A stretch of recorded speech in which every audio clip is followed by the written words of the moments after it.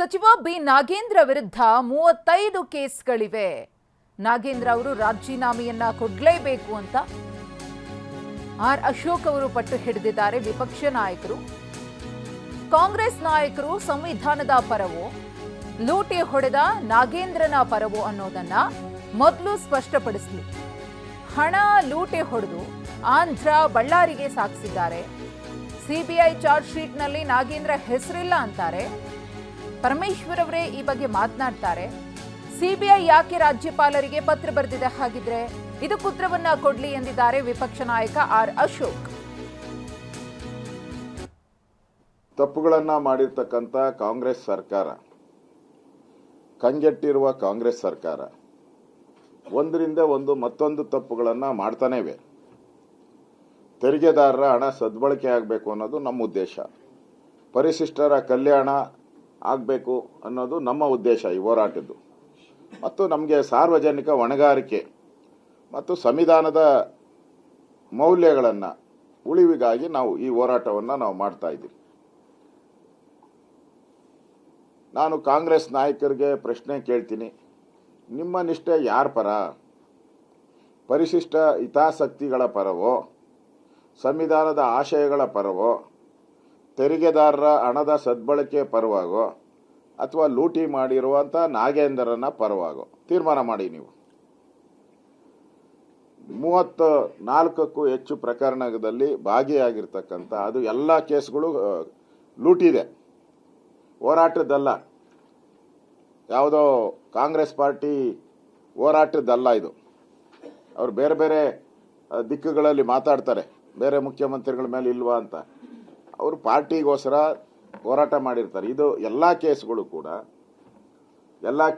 ಕೂಡ ಇಲ್ಲಿ ಎಲ್ಲ ಕಳ್ತನ ಮಾಡಿರೋದೆ, ಎಲ್ಲ ಲೂಟಿ ಮಾಡಿರೋದೆ. ಮೈನಿಂಗಿಂದ ಹಿಡಿದು ವಾಲ್ಮೀಕಿ ನಿಗಮದ ಹಗರಣಗಳು ಎಲ್ಲನೂ ಕೂಡ ಇಲ್ಲಿದೆ. ಇಲ್ಲಿ ಇಷ್ಟು ಕೇಸನ್ನು ನಾನು ನೆನ್ನೆನೇ ನಿಮಗೆ ನಾನು ಕೊಟ್ಟಿದ್ದೀನಿ. ಇಷ್ಟು case with case number date ಐತೆ 34, 31 ಪ್ಲಸ್ ಈ ಕಡೆ ಮೈನಿಂಗ್ದು 4, 35 ಒಟ್ಟು ಕಾಪಿ ಕೊಡ್ತೀನಿ ನಿಮಗೆ. 35 ಕೇಸ್ ಇದೆ. ನಾಳೆ ನಾಗೇಂದ್ರ ಅವರ ರಾಜೀನಾಮೆಯನ್ನ ಪಡೆಯುವ ವಿಶ್ವಾಸ ಇದೆ. ಬೆಂಗಳೂರಿನಲ್ಲಿ ವಿಪಕ್ಷ ನಾಯಕ ಆರ್ ಅಶೋಕ್ ಅವರ ಹೇಳಿಕೆ ಕಾಂಗ್ರೆಸ್ನ ಒಳಗೆ ಬೆಂಕಿಯ ಜ್ವಾಲೆ ಹೊತ್ಕೊಂಡಿದೆ. ನಾಗೇಂದ್ರ ಪರ ಮಾತನಾಡಲು ಯಾರೂ ಕೂಡ ಬರ್ತಿಲ್ಲ. ಸದನದಲ್ಲಿ ನಾಗೇಂದ್ರ ಪರ ಯಾರೂ ಮಾತನಾಡ್ತಾ ಇಲ್ಲ. ಹಾಗಾಗಿ ನಾಳೆ ನಾಗೇಂದ್ರ ಅವರ ರಾಜೀನಾಮೆಯನ್ನ ಪಡೆಯುವ ಆಶಾ ಭಾವನೆ ಇದೆ ಅನ್ನೋ ವಿಶ್ವಾಸವನ್ನ ಆರ್ ಅಶೋಕ್ ಅವರು ವ್ಯಕ್ತಪಡಿಸಿದ್ದಾರೆ. ಕಾಂಗ್ರೆಸ್ನವರಿಗೆ ದೇವರು ಒಳ್ಳೆ ಬುದ್ಧಿ ಕೊಡ್ತಾನೆ. ರಾಜೀನಾಮೆ ಪಡೆದು ಬರ, ನೈಸ್, ಬಿಡದಿಯ ಬಗ್ಗೆ ಚರ್ಚೆ ಮಾಡುವುದಕ್ಕೆ ಅವಕಾಶ ಸಿಗುವಂತಹ ಭರವಸೆ ಇದೆ ಎಂದಿದ್ದಾರೆ ಆರ್ ಅಶೋಕ್. ಒಳಗಡೆ ಬೆಂಕಿ ಜ್ವಾಲೆ ಅಂಟಲ್ಲ, ನಮಗೆ ಆಶಾಭಾವನೆ ಇದೆ. ನನಗೆ ಕಾಂಗ್ರೆಸ್ ಒಳಗಡೆ ಒಂಥರ ಬೆಂಕಿ ಅಂಟ್ಕೊಂಡಿದೆ. ಏನು ಮುಸ್ಕಿನ ಗುದ್ದಾಟ, ಒಳಗಡೆ ಬೆಂಕಿ ಜ್ವಾಲೆ ಅಂಟ್ಕೊಂಡಿದೆ.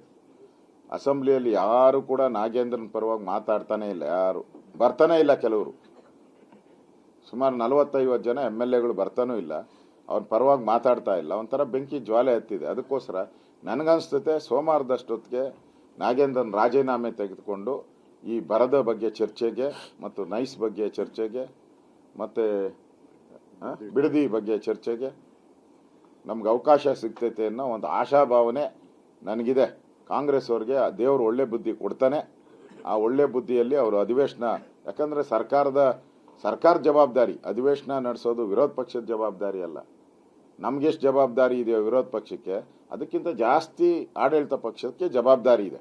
ಅದರಿಂದ ನನಗನ್ಸ್ತೈತೆ ಅವರು ಸೋಮವಾರ ರಾಜೀನಾಮೆ ತೆಗೆದುಕೊಂಡು ನಮ್ಮೆಲ್ಲರಿಗೂ. ಇನ್ನು ದಲಿತರ ಹಣ ಅಂತ ಗೊತ್ತಿದ್ರು ತಿಂದಿದ್ಯಾಕೆ? ನಾಗೇಂದ್ರ ವಿರುದ್ಧ ಆರ್ ಅಶೋಕ್ ಅವರ ಆಕ್ರೋಶ. ಸಚಿವ ನಾಗೇಂದ್ರ ಒಬ್ರೇನಾ ದಲಿತ ನಾಯಕ? ದಲಿತ ನಾಯಕನನ್ನ ಟಾರ್ಗೆಟ್ ಮಾಡ್ತೀವಿ ಅಂತಿದ್ದಾರೆ. ಯಾವ ನೈತಿಕತೆ ಇದೆ ಈ ಸರ್ಕಾರಕ್ಕೆ ಅಂತ ಹೇಳಿ ಅಶೋಕ್ ಪ್ರಶ್ನಿಸಿದ್ದಾರೆ. ಅವ್ರು ಹೇಳ್ತಾ ಇದ್ದಾರೆ ದಲಿತರನ್ನ ಟಾರ್ಗೆಟ್ ಮಾಡ್ತಾ ಇದ್ದೀರಾ ಅಂತ. ನಾಗೇಂದ್ರ ಒಬ್ಬನೇನಾ ದಲಿತ? ಮಾದೇವಪ್ಪ ದಲಿತ ಅಲ್ವಾ? ಬಳ್ಳಾರಿಯಲ್ಲಿ ಗಣೇಶ್ ಇದ್ದಾರೆ,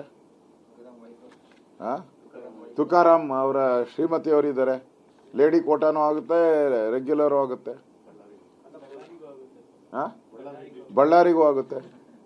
ಅವ್ರಂಗಾರೆ ಸರ್ಕಾರ ಹೇಳೋದು ನಾಗೇಂದ್ರ ಒಬ್ಬ ದಲಿತ, ಇವ್ರು ಯಾರು ದಲಿತರಲ್ಲ, ಗಣೇಶು ದಲಿತರಲ್ಲ, ಆ ಮೇಡಮ್ಮು ದಲಿತರಲ್ಲ, ಮಾದೇವಪ್ಪನೂ ದಲಿತರಲ್ಲ ಅನ್ನೋ ಉದ್ದೇಶ ಇದೆಯಾ ನಿಮಗೆ?